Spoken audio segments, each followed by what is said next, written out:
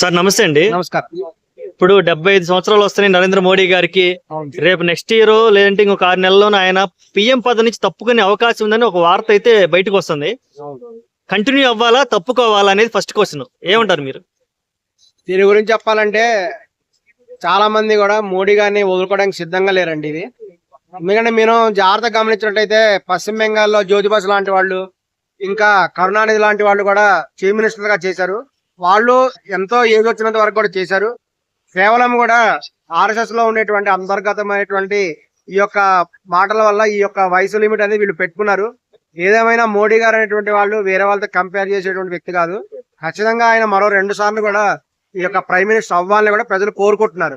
ఎందుకంటే కూడా ఆయన యొక్క చరిత్ర అంతా కూడా తీసుకుంటే ఆయన ఒక కారణ జన్ముడు. మోడీ అనేటువంటి ఆయన ఒక కారణ జన్ముడు అనమాట. ఎందుకంటే ఆయన గుజరాత్ లో అనుకోకుండా ముఖ్యమంత్రి కావటం, వరుసగా కూడా ముఖ్యమంత్రిగా గెలుపొందటం, గోద్రా సంఘటనలో ఆయన రియాక్షన్, తద్వారా కూడా అందులో కూడా ఆయన విజయం సాధించడం, ఇదంతా కూడా ప్రజల ఓట్లు కూడా గెలిచి ప్రజల హృదయాన్ని కూడా గెలుచుకొని గుజరాత్ లో కూడా ఆయన నెక్స్ట్ ముఖ్యమంత్రిగా వచ్చారు. అదే విధంగా కూడా ప్రైమ్ మినిస్టర్ అయినప్పుడు కూడా ఆయన ప్రైమ్ మినిస్టర్ ఖచ్చితంగా కూడా విజయాలు సాధిస్తున్నారు. ఇది గమనించాల్సినటువంటి విషయం. ఈ యొక్క మనం గమనించినట్టయితే మోడీ అమిత్ షా అనేటువంటిది కూడా ఒక జంటలాగా ఉండి వీళ్ళిద్దరు కూడా బీజేపీని విజన్ లో నడిపిస్తున్నారు. అంతకుముందు ఇదే రకంగా వాజ్పేయి అద్వానీ గారు ఉండేవారు. వాజ్పేయి అద్వానీ గారు వాళ్ళు కూడా బీజేపీని 2 ఎంపీ స్థానాల నుంచి కూడా అనేక స్థానాలకు పెరిగేటట్టుగా చేశారు. ప్రజెంట్ అయితే మోడీ గారు అమిత్ షా గారు ఇద్దరు కలిసి ఎంతో విజయపదంగా బీజేపీని అడుగుతున్నారు. గమనించినట్టయితే మోదీ స్థాయి వ్యక్తి ఇంకొకరు లేరు.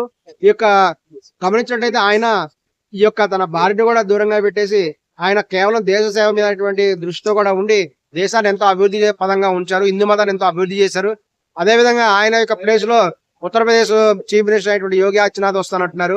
ఆయన కూడా ఒంటరిగానే ఉన్నారు. కొన్ని లక్షణాలు ఉన్నప్పటికీ కూడా ఆయన ఉత్తరప్రదేశ్ లో చేయవలసిన పనులు కూడా చాలా ఉన్నాయి కాబట్టి ఆయన ఉత్తరప్రదేశ్ ని ఇంకా అభివృద్ధి చేయాల్సిన అవసరం ఉంది.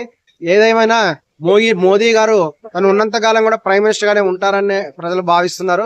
ఆర్ఎస్ఎస్ వాళ్ళు కూడా ఆయన కొన్ని మార్పులు చేర్పులు చేయడం ద్వారా వాళ్ళ యొక్క విధానాల్లో ఖచ్చితంగా మోడీ గారినే కూడా ఖండించేయాలని కూడా ప్రజల తరఫున కోరుకుంటున్నారు. ఒకవేళ మోడీ గారు కాకపోతే ఎవరు పిఎం గా వస్తే బాగుంటది? అమిత్ షానా లేదంటే సీఎం యోగి ఆదిత్యనాథ్?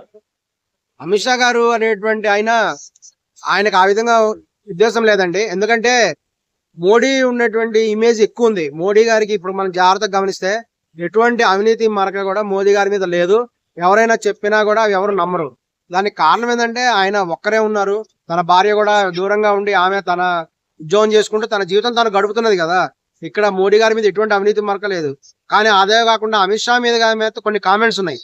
అమిత్ షా గారి మీద వాళ్ళ బంధువులు చాలా లాభపడ్డారని, కొన్ని కోట్లు సంపాదించారనేటువంటి కొన్ని యొక్క ఆరోపణలు అయితే ఉన్నాయి. కాబట్టి మోదీ స్థాయిలో అమిత్ షా గారి మీద వస్తే మటుకు జనాలు యాక్సెప్ట్ చేయడం అని కూడా అనిపిస్తుంది.